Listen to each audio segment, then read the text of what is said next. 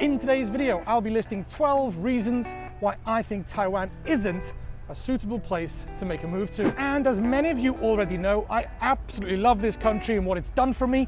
But I think after singing the country's praises in almost 300 different videos, it's about time for a little bit of balance. And yes, I have watched Abroad in Japan's video with a very similar title.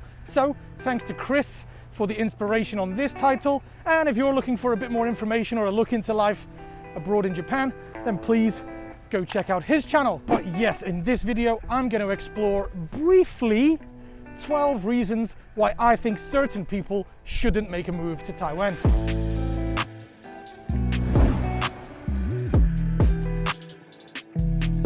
First of all, jobs here in Taiwan are limited to either English teaching or short-term engineering contracts, meaning that unless you're from an English-speaking country or you're a fully qualified engineer, then you're going to struggle to find a job in any other industry. And even if you are one of the aforementioned qualified engineers, most engineering firms from overseas will have already hired their teams and sent them here. Again, meaning that if you're looking for a job here as an engineer, then you're probably going to struggle to find one. Be much better looking back in your home countries. Yes, there are exceptions to the rule in this point and every point I'm going to make today, and there are people in other jobs and businessmen that come and make it successful here in Taiwan, but I feel that the numbers of these people are so small that it's almost negligible and not worth mentioning.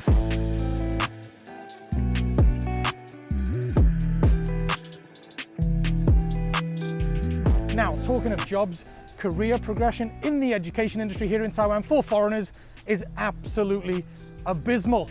I've got several friends, probably a dozen friends that have been here 10, 15, 20 years, and they're still earning the same salary or very similar to the same salary after such a long time of being here.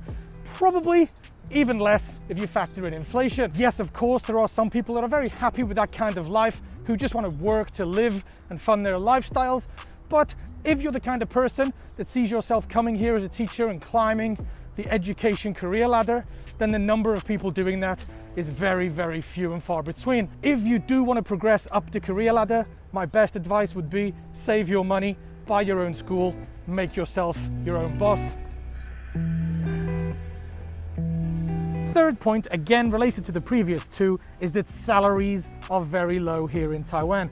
Compared to whatever you were probably doing back in your home country, you're going to need to take a pay cut in order to come and be a teacher here in Taiwan. Again, I'm talking about the majority of people here, and of course there are exceptions, but the majority of Westerners coming here find jobs as teachers, and as you need a degree to qualify as a foreign English teacher here in Taiwan, then it's likely that most graduates in foreign countries are actually earning more now than they would be if they came and took the average salary of a teacher here in Taiwan.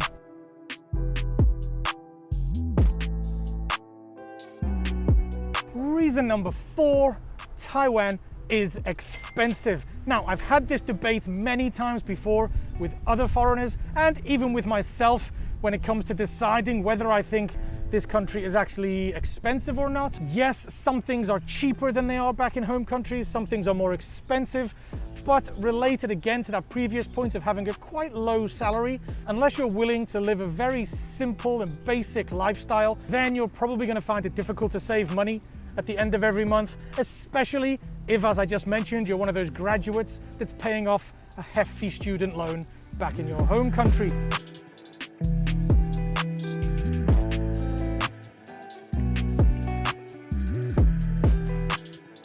Now, as you may or may not have noticed, I've filmed several of my recent videos in the different parks around Taichung. The reason that I like to film in parks is because of my next reason for not coming, and it's quite simple: the traffic. The traffic is absolutely mental. Unless you're coming from a city like Ho Chi Minh or Mumbai or some other place where the traffic is absolutely crazy, then you're almost certainly going to be challenged by the level of driving and the sheer amount of traffic on the roads here in Taiwan. I'm still not used to it after 13 years of being here.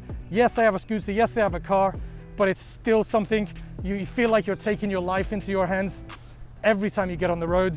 And although I mentioned 300 of my videos have been positive, one of the only negatives I often mention in my videos is the traffic. It's definitely not up to Western standards.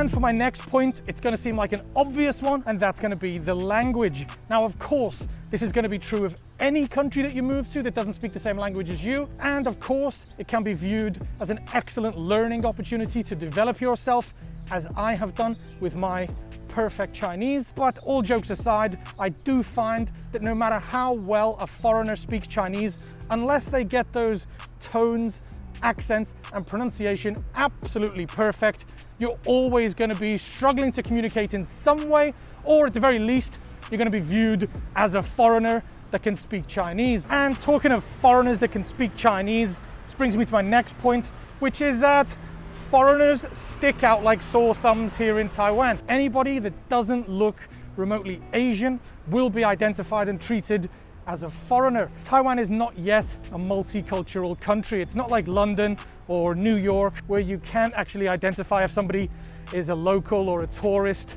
or an immigrant by the color of their skin. Here in Taiwan, if you see a white guy or a black guy, then it's pretty certain they're not Taiwanese. They'll be identified and treated as a foreigner. We will always be different here, and whether that's because of our different eyes, different skin color, or different hairstyles, then we will always be judged as a foreigner, even before we open our mouth and say anything or do something that might be to the contrary and beliefs.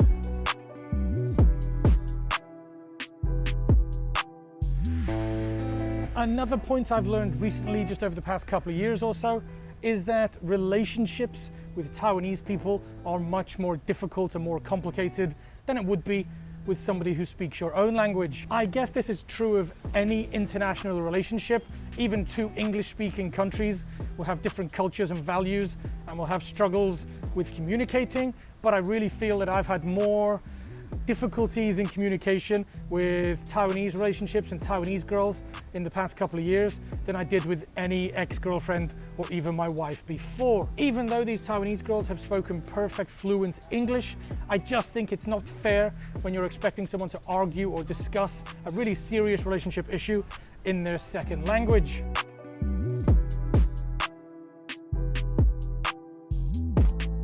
What is going on with my hair?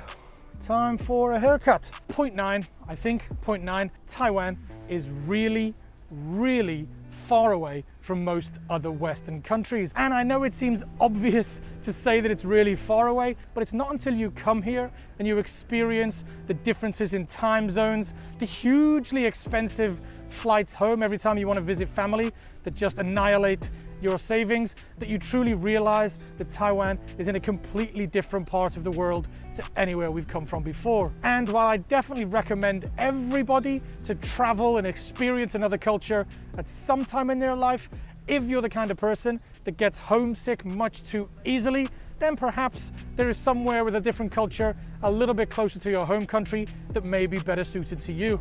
Next point, traveling within Taiwan is very limited because it's an island. Yes, I'm sure I sound like Captain Obvious with many points in this video, but although Taiwan is incredibly beautiful naturally with lots of different places to explore, almost endless different locations that are forever being explored by foreigners, there's just something about the fact that the furthest I can get in my car and drive is a couple of hours north and a few hours south, that just makes the place feel a little bit claustrophobic compared to my home country. The majority of other countries around the world offer hours and hours or even days and days of driving if that's something that you want to do. And even in the UK being an island still has the Channel Tunnel, so even if I wanted to, I could get on my car and drive through the Channel Tunnel into Europe and go as far as the eye could see. But here in Taiwan, you're strictly limited by the geography of the island. So it just gives you that claustrophobic feeling. I feel so bad talking so many bad things about Taiwan, but we've got to do it. We've got to have some balance on the channel.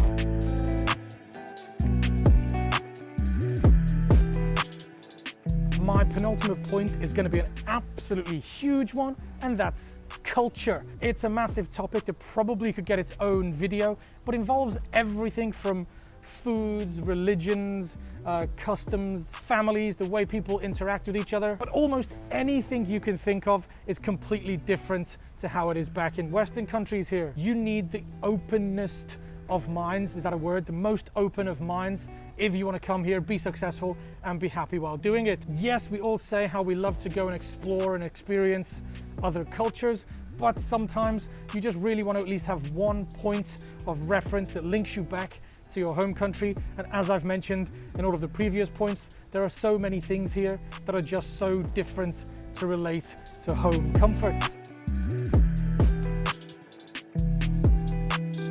Now, for my final point, I'm going to talk about social welfare. Yes, the medical health insurance is great here, and if you are sick, then the hospitals and the doctors and nurses will do a great job to look after you at very low cost to yourself.